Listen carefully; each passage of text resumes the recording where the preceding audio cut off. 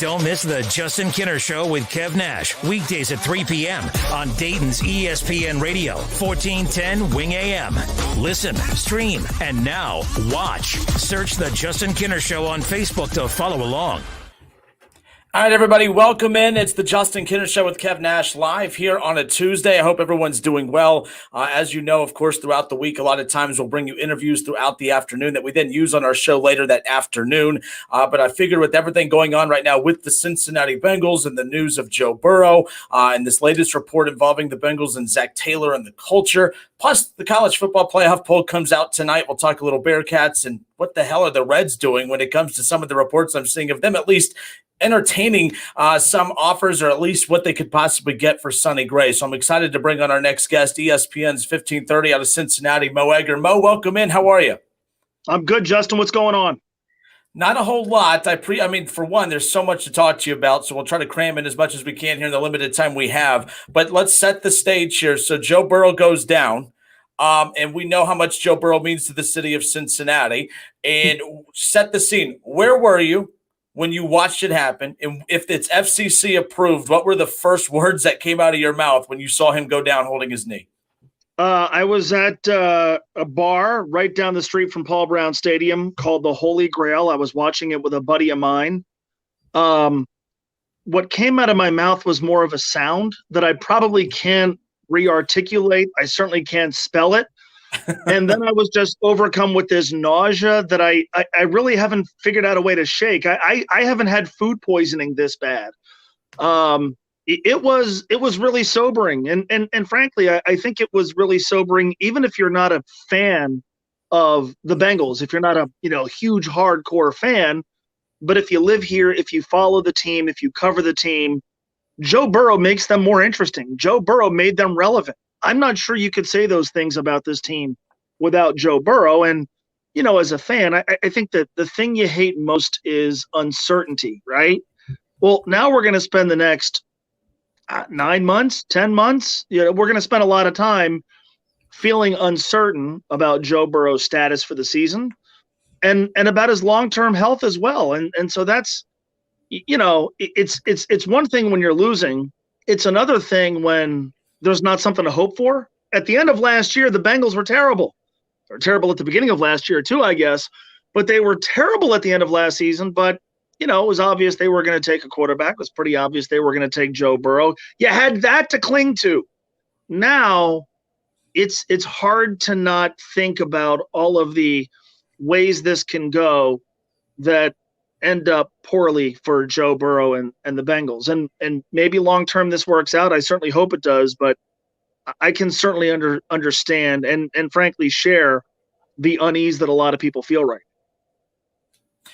Yeah, and the narrative being that it was never a matter of if, it was just a matter of when you talk about the offensive line. I mean, that's a tired narrative when it comes to the Bengals, and it's easy for guys like me who attack that weakness of the Bengals being the offensive line and whether the front office did enough to address it. So whether it was the offensive line's fault or not in his actual injury that happened on Sunday, regardless, it's going to go back on them just because that's the low-hanging fruit that's out there.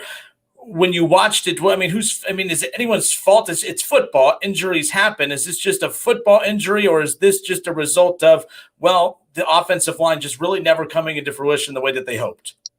I think you could look at it both ways. Carson Palmer suffered an injury that we all remember in the 2005 playoffs, playing behind a great offensive line. Something happened. Something bad happened. And obviously, change the trajectory of that game and possibly change the trajectory of Bengals history. I think in this instance, while it's very easy to say, look, in one isolated play, who knows what's going to happen? You can step the wrong way. A guy can be blocked into you. I mean, all those sort of things can happen. But when you play with fire, after a while, you're going to get burned. And I think it's fair to start to really hold this franchise accountable for the inability to build good offensive lines. This is not, a thing that's exclusive to 2020. Mm-hmm. They've been bad on the offensive line for years. Go back to 2016. Heck, they still had Andrew Whitworth and Kevin Zeitler.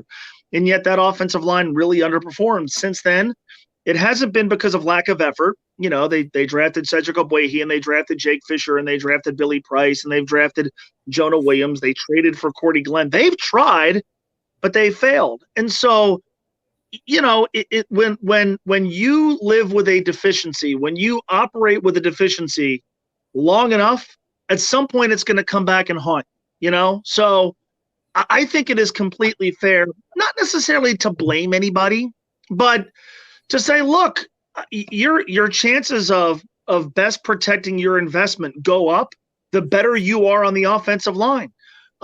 It was hard to watch Joe Burrow in the first half of the season at times and not arrive at the conclusion that at some point he's going to get hurt. I mean, if you're a Bengals fan and you watch the first half of the season, at some point you watched him behind that offensive line and said to somebody or even to yourself, God, he's going to get killed. Well, you know, fortunately he didn't get killed, but his season's over, and you know, his long-term fortunes are certainly up in the air. So yeah, this was the realization of everybody's worst fears. And those worst fears were based on an acknowledgement that the Bengals offensive line is not very good, and that this franchise has really, really failed when it comes to drafting, developing, trading, building that area of the team. And as long as that area of the team is deficient, your chances of your quarterback getting hurt are always higher than that of a guy playing behind a good offensive line. ESPN Radio's Jason Fitz comes on with us each week, and he said to tell you hello, by the way. But him and I, one thing we talked about each week was how flashy of a new toy Joe Burrow has been. He's been exciting. He's been, you know, to go back to your point earlier.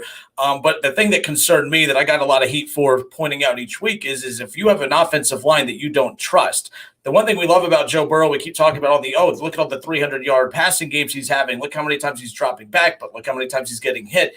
You may not be, if you're Zac Taylor or you're Mike Brown, you may not physically be able to get up and go sit on that offensive line and protect Joe Burrow, but there are ways you can call a game to help manage the protection of Joe Burrow by limiting how many times he drops back.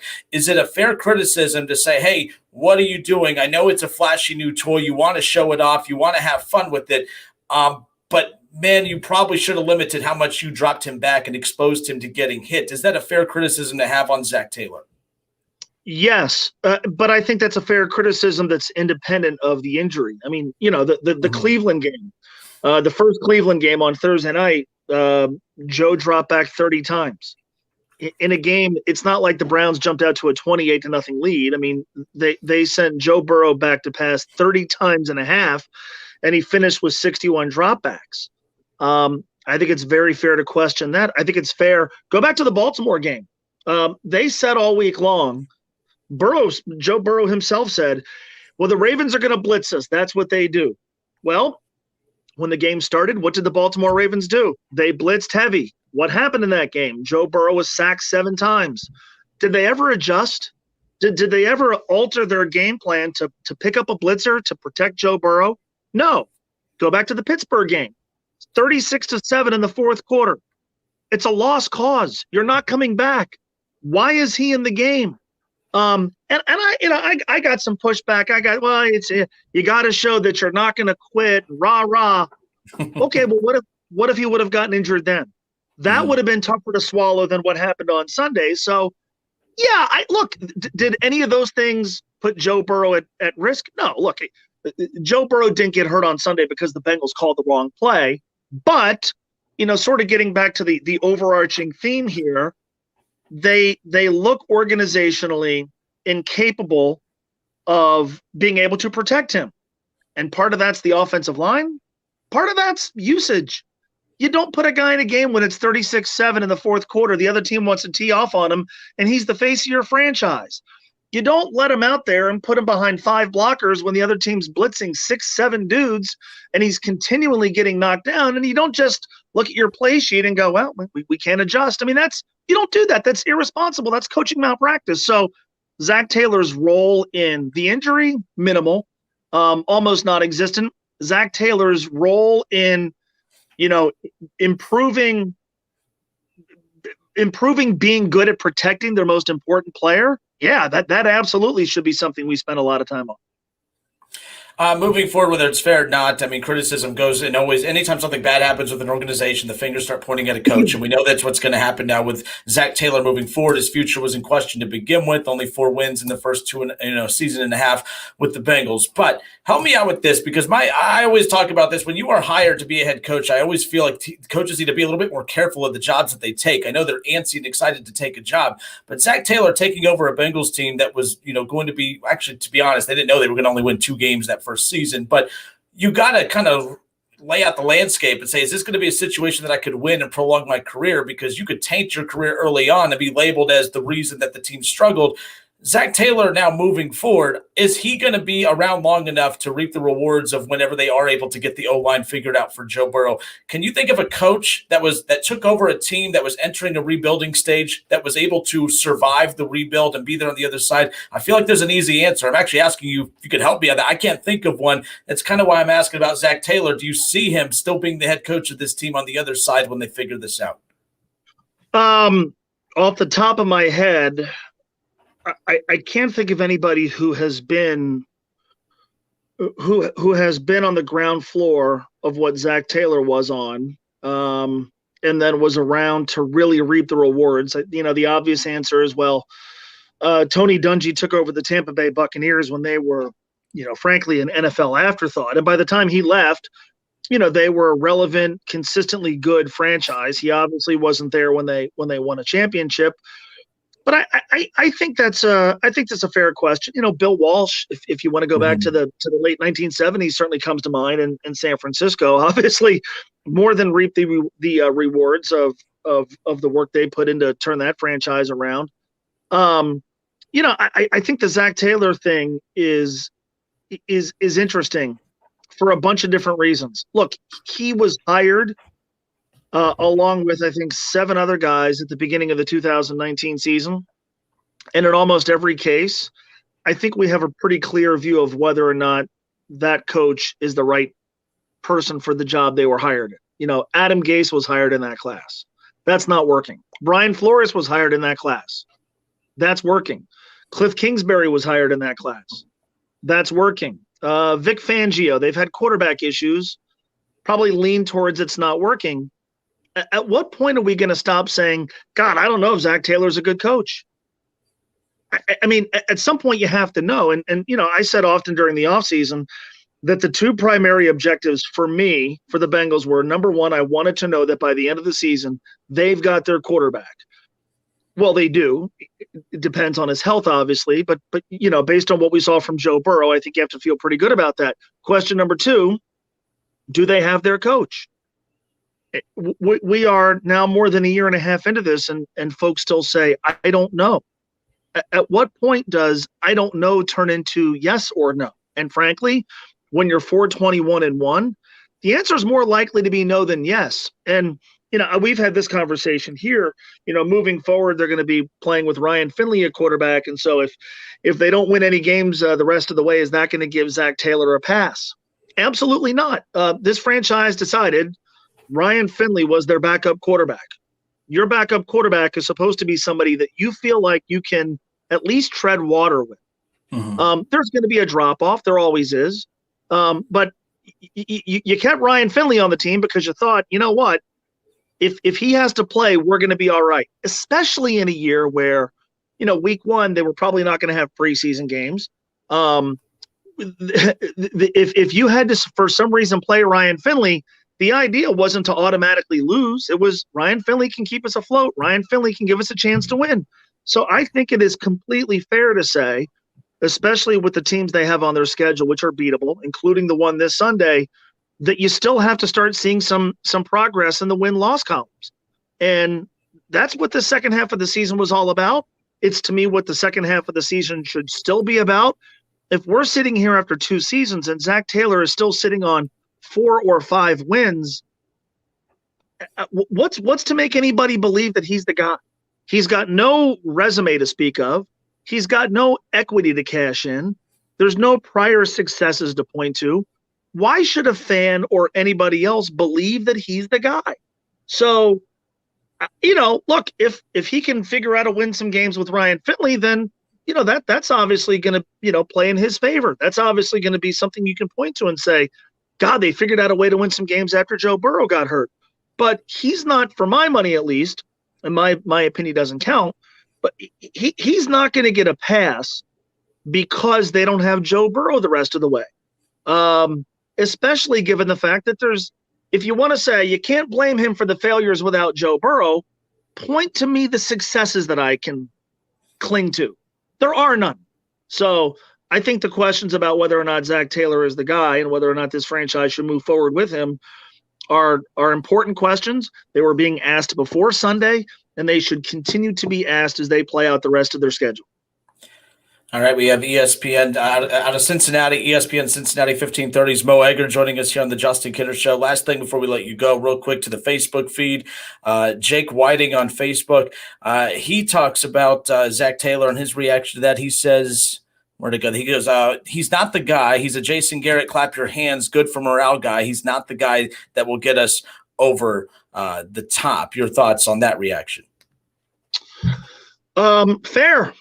Look, prove that opinion wrong. That's up to Zac Taylor to prove the opinion wrong. Look, I said often last year that coaching staff was doomed to fail from the get-go in 2019. Mm-hmm. Zac Taylor was hired after the Super Bowl. They had assistant coaches meeting each other for the first time at the Combine. That's how behind they were. The front office did nothing to make the team any better. Andy Dalton was still here. Defense was terrible. They didn't overhaul the roster. But I thought at the very least you could still see the team playing hard. And I thought that was a credit to Zac Taylor.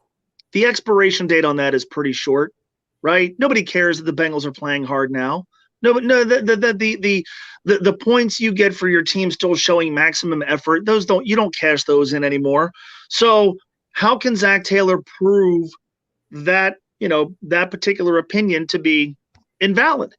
It's by winning football games. And he's talked a lot about developing a winning culture and changing the culture here. And it sounds great. And every coach in every sport does that. But at some point, a winning culture has to include wins. So until you start to see those wins, none of the other stuff really matters at all. And I would be willing to bet that Zac Taylor would be the first person to acknowledge that. And so we'll see if somehow without Joe Burrow, they can figure out a way to get some wins and perhaps change some opinions about this coaching staff. Mo, last thing, promise I'll let you go. I appreciate you taking time and hanging out with us. The report that came out today from Sports Illustrated about, the anonymous sources galore, a lot of players now coming up. It's weird. You have Joe Burrow goes down and then all of a sudden the dam breaks and all these reports are coming out now that the culture is bad. You hear Zac Taylor talk about culture all the time and you have players saying the right things. But, you've seen the Carlos Dunlap situation and all that. And then now there's some anonymous players coming out and leaking some of their opinions on Zac Taylor and the culture of the team. What do you make of that? And are things about to get ugly now that we've seen the Joe Burrow injury happen? They're 4-21-1. This is what happens, right? Nobody ever writes the story about the team that goes to the playoffs every year, how bad their locker room is, the leadership void that may exist. I know the reporter who wrote that piece, Elise Jesse. I know her well. I certainly don't think she's making anything up. I trust her sources. I trust her reporting. I don't think, though. I think whenever you pull back the curtain, it's always interesting. But I'm not sure there's anything really revealing in that piece. Players are unhappy. That's what happens when you don't win. The relationship between coaches and players is maybe strained. That's what happens when you don't win. And you could say, well, that atmosphere is keeping them from winning. But I just kind of view that as, if you go long enough without putting up victories, at some point things are going to start to crumble internally. And that to me is what that is. I promise you, if this team were to somehow go on a stretch where they win, 5 of their last 6 or something like that, the stories written at the end of the year are going to be about how, well, Zac Taylor kept the team together and figured out a way to galvanize the guys, and they played with a chip on their shoulder. And those are the stories that come from winning teams. So I'm not saying it's not interesting. I'm not saying that I don't find the dynamic in the locker room to be kind of fascinating with any sports team. But for me, this is just sort of what happens when losing persists. Suddenly, you start to hear about how unhappy everybody is.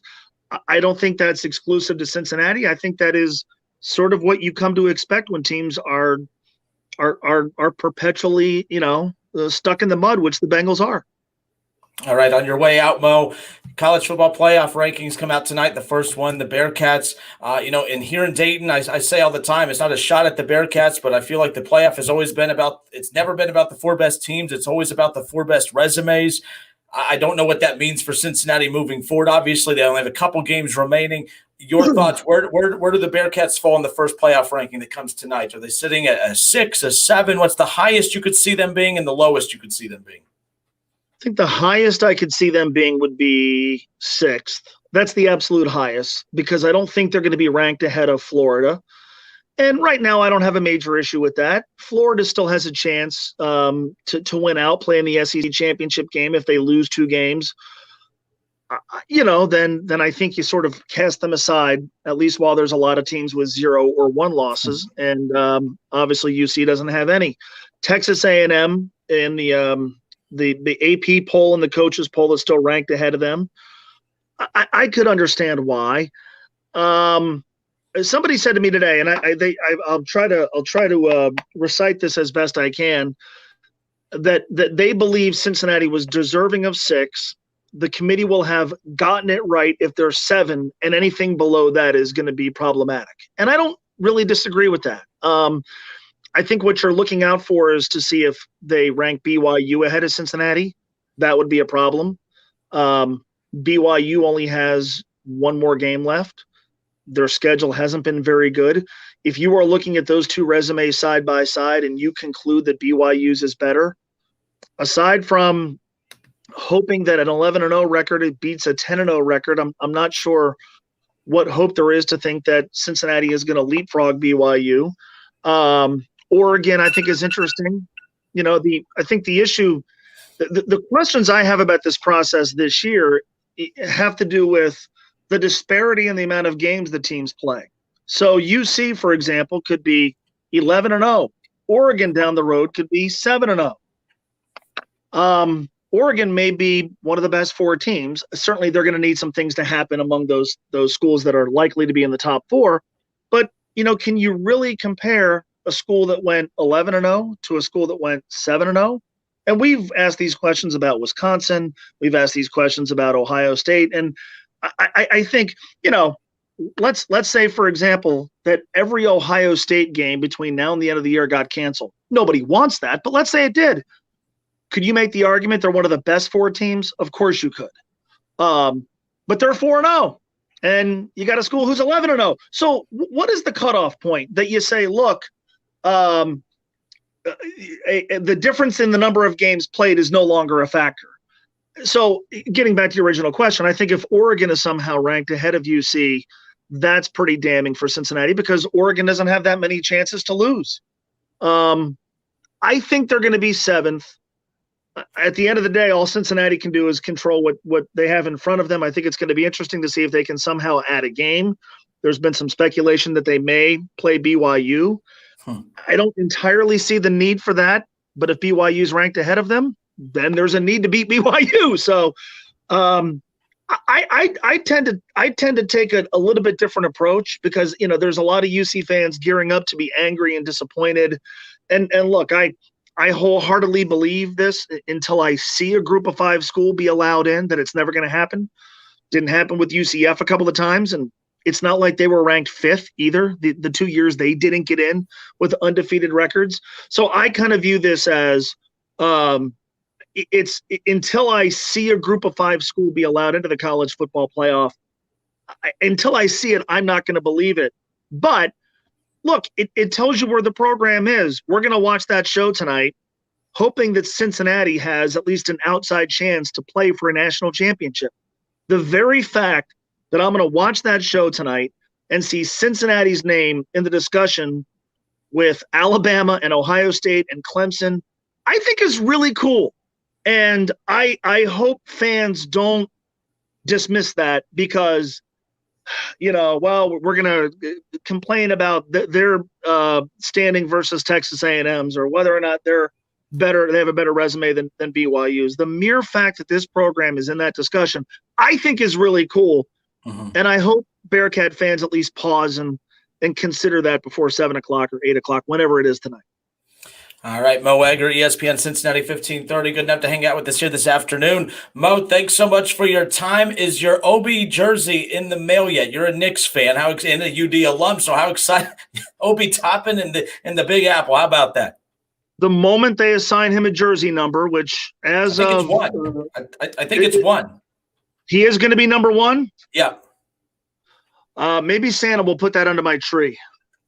I mean, the thing is, look at me. I'm not exactly rocking a basketball jersey out, so that'll have to be hung on my wall.